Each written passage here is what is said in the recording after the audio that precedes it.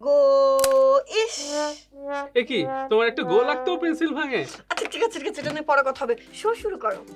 ও আচ্ছা, কেমন আছো সবাই? খুবই এক্সাইটেড, আমি কার্টুন আঁকা শিখবো আজকে।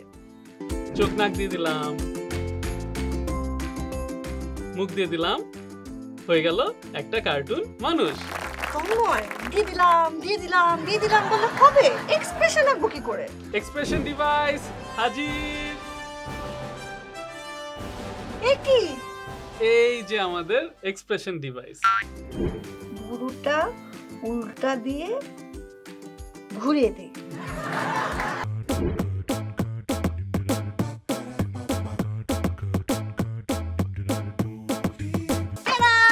চমচমকে বিভিন্ন অ্যাঙ্গেল থেকে বিভিন্ন পোজে আঁকা শেষ। এক দাগে পাখিটা হয়ে গেল জ্যান্ত, দুই দাগে আঁকিবুকে ঘোড়াটা দুরন্ত, দাগ তিন বাজি বিন ফনা তোলে সাপড়ে, আঁকা আঁকি বন্ধ আমি যাই বাপরে।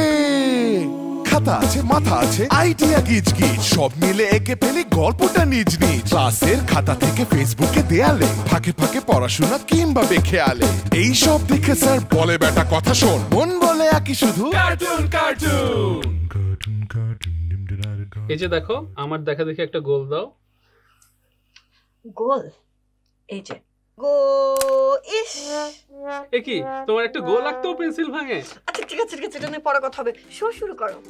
ও আচ্ছা, সবাইকে স্বাগত জানাচ্ছি আঁকা কি শেখার মুশকিল আসান শো কার্টুনে। কার্টুন আঁকা কি নিয়ে তোমাদের যত প্রশ্ন, চিন্তা, ভাবনা সবকিছুর উত্তর মেলে আমাদের এই অনুষ্ঠানে। তোমাদের সাথে আছি আমি কার্টুনিস্ট তন্ময়, ও আজকে আমাদের সাথে আছে আমার বন্ধু স্বাগতা। কেমন আছো সবাই? খুবই এক্সাইটেড, আমি কার্টুন আঁকা শিখবো আজকে। স্বাগতাকে আসলে পরিচয় করিয়ে দেওয়ার কিছু নাই, ওকে সবাই চিনে, কারণ ওর অনেক গুণ। কারণ অভিনয় করতে পারে, উপস্থাপনা করতে পারে, মডেলিং করতে পারে, গান গাইতে পারে, আরো কত কিছু। খালি ছবিটাই আঁকতে পারে, গোল আঁকতে গেলেই পেন্সিলটা ভেঙে যায়। তাই আমি ঠিক করেছি আজকে যদি এই শোতে আমি স্বাগতাকে ছবি আঁকা শিখিয়ে দিতে পারি, তাহলে ধরে নেওয়া যেতে পারে যে এই শো দেখে সবাই ছবি আঁকা শিখতে পারবে। বাহ, তোমার তো অনেক বুদ্ধি তন্ময়। তবে তুমি যদি আমাকে ছবি আঁকা শেখাতে পারো তাহলে আমি তোমাকে গান শেখাবো। কেন? গান তো আমি পারি। আঁকা কি ধুর চাই, কিছুই হয় নাই, পেন্সিলের দাগাদাগি, দিনে ঘুম রাত জাগি। অফ যাও, তুমি থামো। তুমি যদি না থামো তাহলে আমি আঁকাকে শিখবো না। আমার পেন্সিল ভাঙার মতো তোমার গলা ভাঙা। আচ্ছা ঠিক আছে, তো চলো আগে আঁকাকিটা করি। আঁকা শেখার প্রথম স্টেপ, আগে পেন্সিলটা ধরতে শিখতে হবে। আমরা অনেকেই পেন্সিল ধরার সময় পেন্সিলের গোড়ায় ধরে আঁকা শুরু করি, ফলে কন্ট্রোলটা বেশি থাকে আর মোটা মোটা গাঢ় দাগ হয়। হ্যাঁ, আমিও তো তাই করি। কিন্তু আসলে শুরুটা করতে হয় পুরোপুরি উল্টা ভাবে। কেন? কারণ ছবি আঁকার সময় প্রথমে যেহেতু হালকা করে রাফ করে ড্রয়িংটা শুরু করতে হয়, তাই প্রথমে পেন্সিলকে ধরতে হবে এই যেই মাঝ বরাবর, যাতে পেন্সিলের উপর কন্ট্রোল কম থাকে, ফলে হালকা লাইন ও সহজে লুজ ড্রয়িং করা যায়। এখানে ধরতে হবে? হ্যাঁ, এই যে দেখো, তবে ক্যামেরায় কতটা দেখা যাবে জানি না। ও, এই ব্যাপার। হ্যাঁ, আর এরপর ছবি আঁকার দ্বিতীয় স্টেপ হচ্ছে সাহস করে দাগ দিতে হবে। আমার তো অনেক সাহস।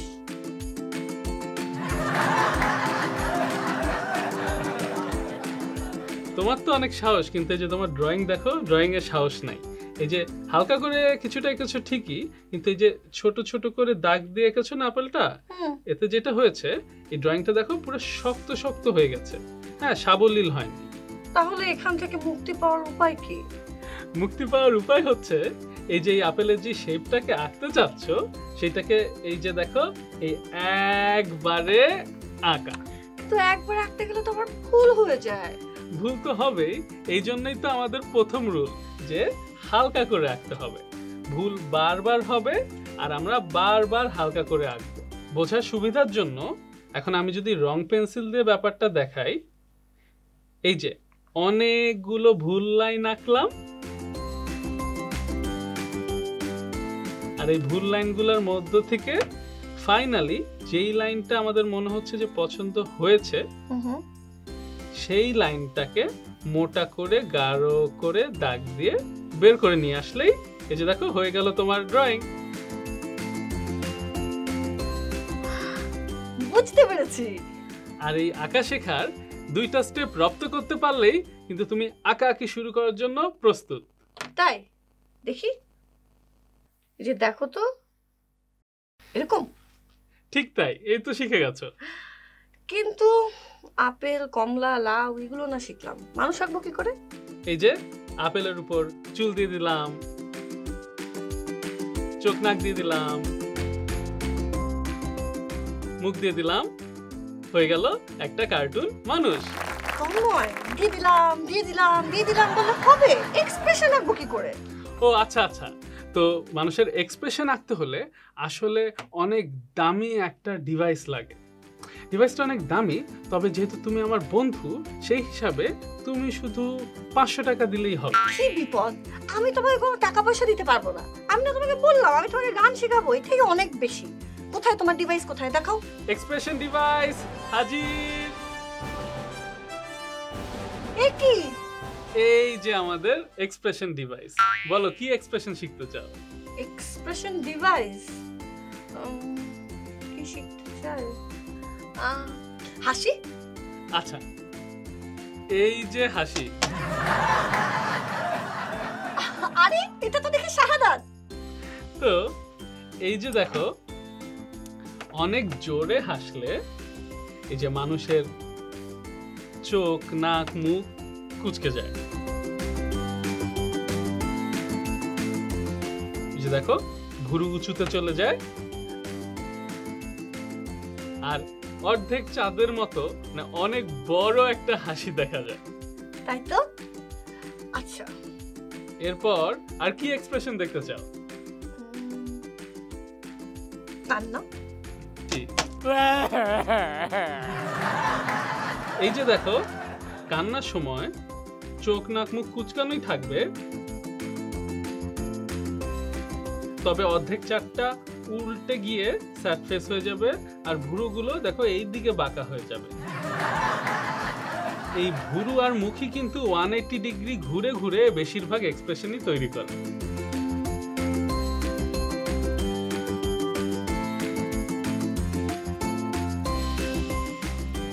বুঝেছি বুঝেছি। কি বুঝেছো? এক্সপ্রেশন শেখার জন্য আসলে কোনো ডিভাইসের প্রয়োজন নেই।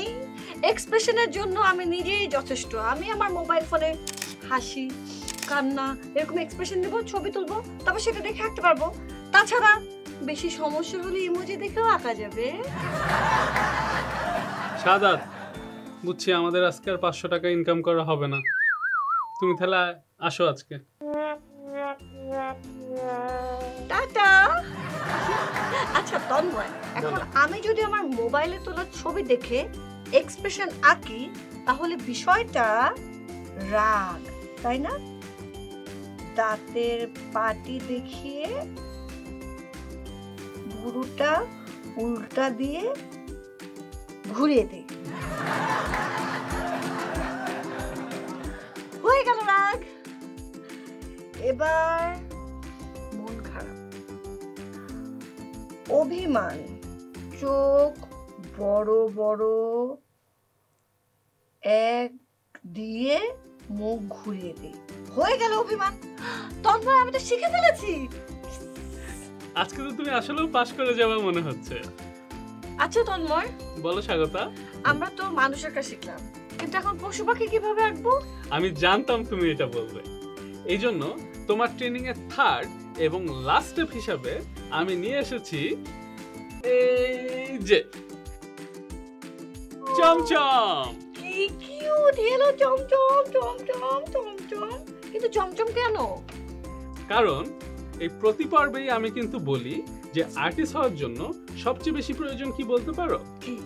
সেটা হচ্ছে পর্যবেক্ষণ বা অবজারভেশন ক্ষমতা। তাই তোমার কাজ হচ্ছে সেগুলা মাথায় রেখে চমচমকে বেশি করে অবজার্ভ করা, মানে ও কিভাবে হাঁটে, কিভাবে বসে, কিভাবে শোয়, এগুলা দেখা, আর সেগুলা দেখে দেখে আঁকার চেষ্টা করা।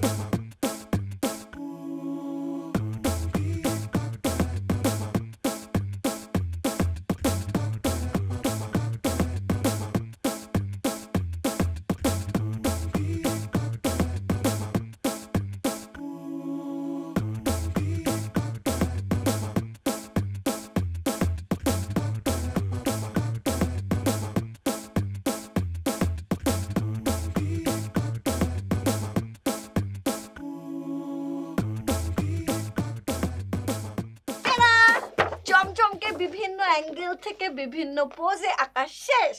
দারুণ তো। ইয়েস, তার মানে কি আমি পরীক্ষায় পাস? সেই পরীক্ষা হবে গেম টাইমে। Game time?